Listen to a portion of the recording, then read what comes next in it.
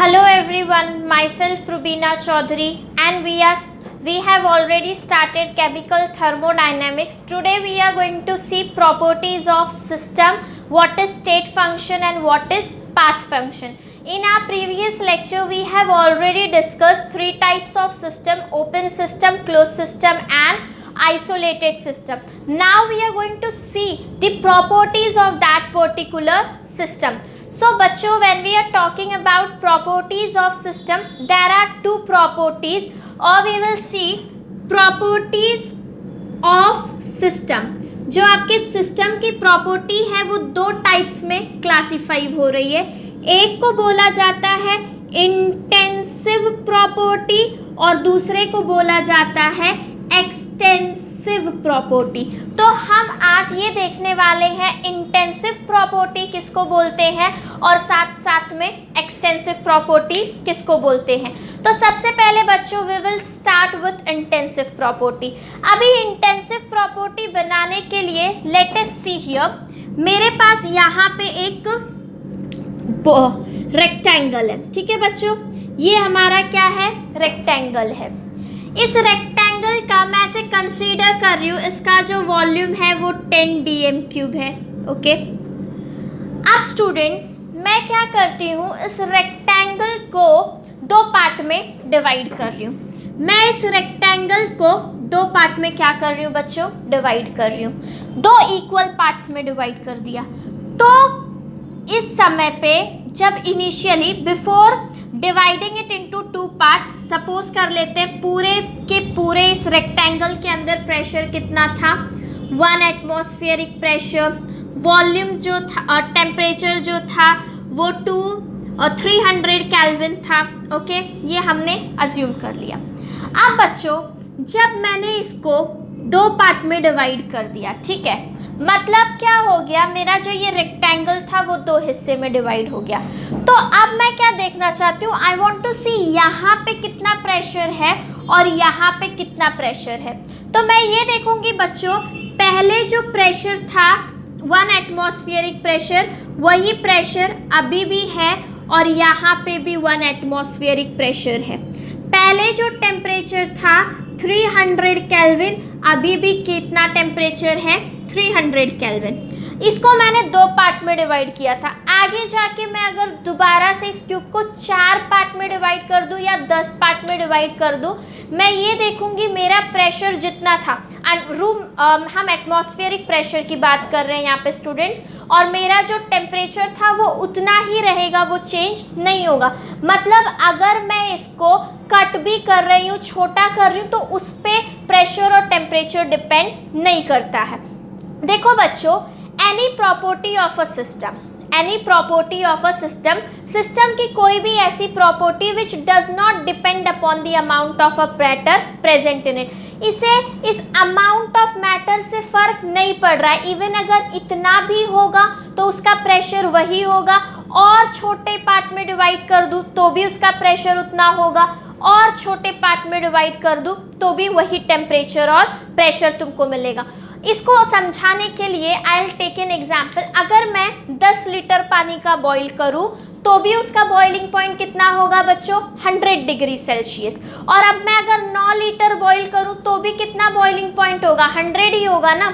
ऐसा तो नहीं है कि हमें 10 लीटर बॉईल करना है तो उसका बॉइलिंग पॉइंट बढ़ जाएगा, नहीं बढ़ रहा है. बॉइलिंग पॉइंट 100 का 100 ही है. मैं कितना भी पानी डालूं या कितना भी कम करूं, वो बॉईल कब होगा बच्चों, 100 पे ही होगा.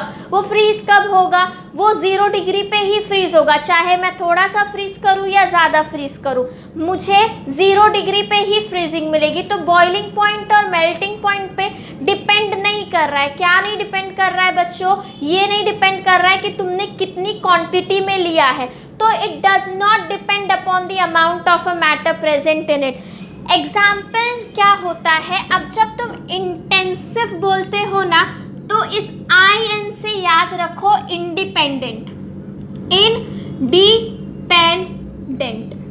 ये डिपेंड नहीं करता है, it does not depend upon anything. मतलब मैंने 1 लीटर पानी लिया, 2 लीटर पानी लिया, 10 लीटर लिया, उसका बॉइलिंग पॉइंट 100 डिग्री है तो 100 ही रहेगा. 1 लीटर 2 लीटर पे वो डिपेंड नहीं कर रहा है. उस क्यूब का प्रेशर 1 एटमॉस्फेरिक है, चाहे छोटा हो या बड़ा हो, उसका टेम्परेचर 300 केल्विन था तो वो 300 ही रहेगा, वो चेंज नहीं हो रहा है। सो दैट इज इंडिपेंडेंट, वो चेंज नहीं हो रहा है। इसके बाद बच्चों हम और इसको रिलेट करने के लिए पहले एक्सटेंसिव प्रॉपर्टी पढ़ लेते and then we will talk again about it. फिर से हम दोबारा इंटेंसिव पे आएंगे। नेक्स्ट जो तुम्हारी प्रॉपर्टी है उसे बोला जाता है एक्सटेंसिव प्रॉपर्टी। अब ये बच्चों एक्सटेंसिव प्रॉपर्टी क्या होगा? देखो बच्चों, एक्सटेंसिव प्रॉपर्टी के बारे में बात करें तो ये बिल्कुल अपोजिट है किसका? Intensive property. इंटेंसिव प्रॉपर्टी पे does not depend upon the amount of matter. Matter कितना है? 1 लीटर पानी है, 2 लीटर है, 4 लीटर है, फर्क नहीं पड़ रहा है। लेकिन अब एक्सटेंसिव में क्या होगा? Property of system which depends on the amount of matter present। बच्चों एक्सटेंसिव प्रॉपर्टी में कितना मैटर प्रेजेंट है उसके ऊपर डिपेंड कर रहा है। जैसे ये मेरा जो पूरा का पूरा क्यूब था, इसमें भले से मैं उसको 2 पार्ट या 4 पार्ट में डिवाइड कर दूं, मेरा जो टेम्परेचर है उतना ही रहेगा, मेरा प्रेशर कितना है सेम वैसे का वैसा रहेगा। लेकिन बच्चों मेरा वॉल्यूम क्या हो रहा है? अगर मैंने 2 पार्ट में डिवाइड कर दिया तो 10 से कितना हो गया? 5 हो गया। फिर उसके बाद मेरा नंबर ऑफ मोल्स भी क्या हो जाएगा? कम हो जाएगा। तो जैसे जैसे मेरा मैटर चेंज होता है ये प्रॉपर्टीज भी चेंज होती है, और ऐसी प्रॉपर्टीज को हम क्या बोलते हैं बच्चों? एक्सटेंसिव प्रॉपर्टी बोलते हैं। इसका एग्जाम्पल क्या हो गया? वॉल्यूम, और इसके साथ साथ आ गया आपका number of moles. Now students, अब अगर हम लोग बात करें तो ये तुमसे पूछते हैं डेंसिटी क्या है? एक्सटेंसिव प्रॉपर्टी है या इंटेंसिव प्रॉपर्टी है? Let us see what we are going to see. अभी देखो बच्चों, कंसंट्रेशन की बात करते हैं, चाहे डेंसिटी ले लो या कंसंट्रेशन ले लो। कंसंट्रेशन का फॉर्मूला क्या होता है स्टूडेंट्स? कंसंट्रेशन का फॉर्मूला होता है नंबर ऑफ मोल्स अपॉन बच्चों वॉल्यूम। कंसंट्रेशन का फॉर्मूला है number of moles upon volume, that is N/V। अब यहाँ पे बच्चों नंबर ऑफ मोल्स क्या है तुम्हारा? Number of moles is a extensive property, और वॉल्यूम भी क्या है? वो तुम्हारा एक्सटेंसिव प्रॉपर्टी है। तो उस हिसाब से कॉन्सेंट्रेशन कितना होना चाहिए बच्चों? मतलब कॉन्सेंट्रेशन तुम्हारा एक्सटेंसिव होगा या इंटेंसिव होगा? बच्चों कॉन्सेंट्रेशन तुम्हारा इंटेंसिव होगा। कभी भी अगर आप एक्सटेंसिव अपॉन एक्सटेंसिव का रेशियो निकालोगे तो आपको हमेशा इंटेंसिव प्रॉपर्टी मिलेगा। कैसे? अगर मेरे पास एक सोल्यूशन है, मैं उसको छोटे से कंटेनर में रखूँ या बड़े कंटेनर में रखूँ, क्या होगा बच्चों? मेरा जो वॉल्यूम है उसका जो कॉन्सेंट्रेशन है वो कितना गाढ़ा है वो इस बात पे नहीं डिपेंड कर रहा है कि आपने छोटे से कंटेनर में रखा या बड़े में रखा। कॉन्सेंट्रेशन हमेशा क्या हो जाएगा? सेम हो जाएगा। तो कॉन्सेंट्रेशन क्या हो जाएगा बच्चों? Concentration is an intensive property. बिल्कुल उसी तरह से density is also same. Density भी एक्सटेंसिव अपॉन एक्सटेंसिव की वजह से तुम्हारा डेंसिटी क्या हो जाएगा? इंटेंसिव प्रॉपर्टी हो जाएगा।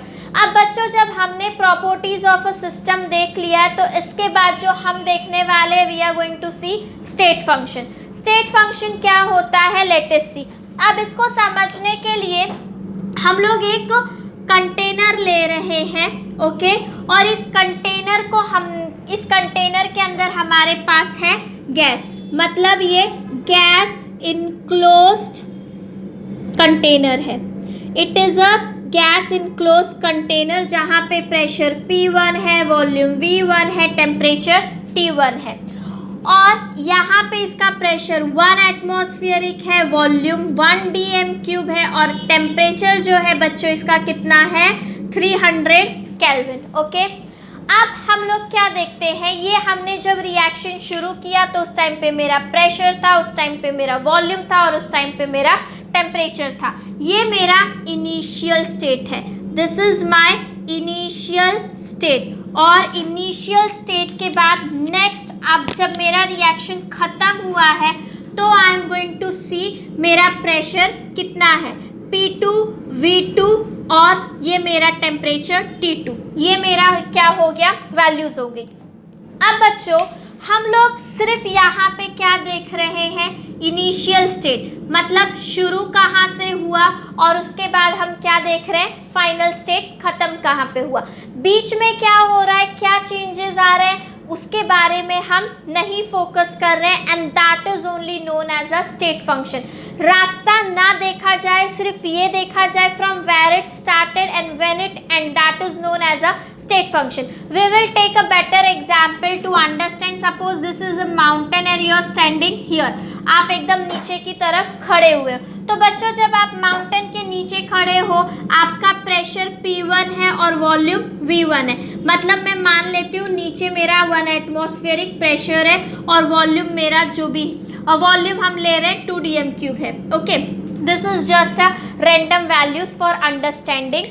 अब इसके बाद क्या हो रहा है बच्चों, तुम्हारे पास माउंटेन से तुम्हें यहाँ से चढ़ के, मतलब इनिशियल स्टेट से तुमको किधर जाना है, माउंटेन के ऊपर, यहाँ पे फाइनल स्टेट, ये तुम्हारा फाइनल स्टेट है माउंटेन के पीक पे पहुँचने का।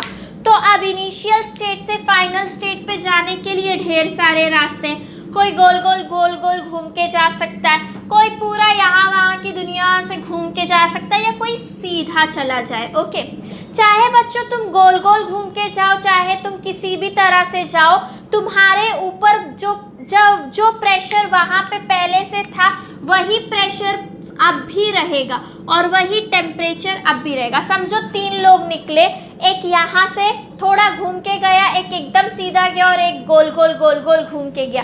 तो प्रेशर बच्चों, चाहे तुम सीधा घूम के गए, चाहे तुम गोल गोल घूम के गए, या तुम थोड़ा सा घूम के गए, ऊपर प्रेशर वही रहेगा। जैसे कि यहाँ पे प्रेशर चेंज नहीं हो रहा है, तो रास्ते की वजह से अगर कोई रास्ते पे जो चीज़ डिपेंड नहीं करती है उसको हम क्या बोलते हैं, state function. Look, what is the definition written for state function?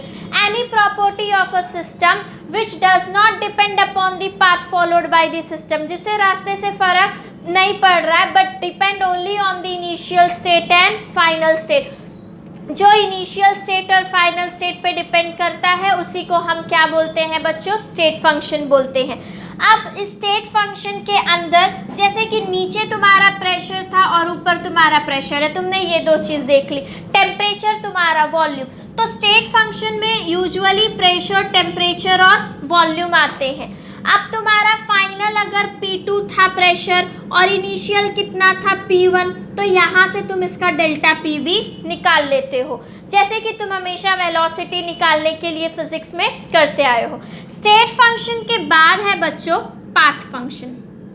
State function के बाद next we are having path function. तो बच्चों पाथ फंक्शन में क्या होता है, लेट अस सी। अब अगर मैं सीधा माउंटेन पे चढ़ के जा रही हूँ तो मुझे क्या करना पड़ेगा, less work, I have to do less work. लेकिन यहाँ पे कोई बहुत ज़्यादा गोल गोल घूम के जा रहा है, उसको क्या हो जाएगा, ज़्यादा काम करना पड़ेगा। और यहाँ पे जो थोड़ा घूम के जा रहा है उसको स्ट्रेट वाले से ज़्यादा, लेकिन जो ज़्यादा घूम के गया उससे कम काम करना पड़ेगा। तो वर्क एक ऐसी प्रॉपर्टी है बच्चों जो रास्ते पे डिपेंड करती है। अब मुझे कॉलेज जाना है घर से, तो कॉलेज जाने के लिए अगर मैं चल के जाऊँगी ज़्यादा काम करना पड़ेगा, और घूम के चल के जा रही हूँ और ज़्यादा मेहनत लगेगी, या मैं डायरेक्टली सीधा ऑटो पकड़ के जा रही हूँ, काम कैसा हो रहा है, कम हो रहा है। तो कोई भी ऐसी प्रॉपर्टी जो रास्ते पे डिपेंड करती है, पाथ मीन्स रास्ता, उसे हम क्या बोलते हैं, path function. Any property of system which depends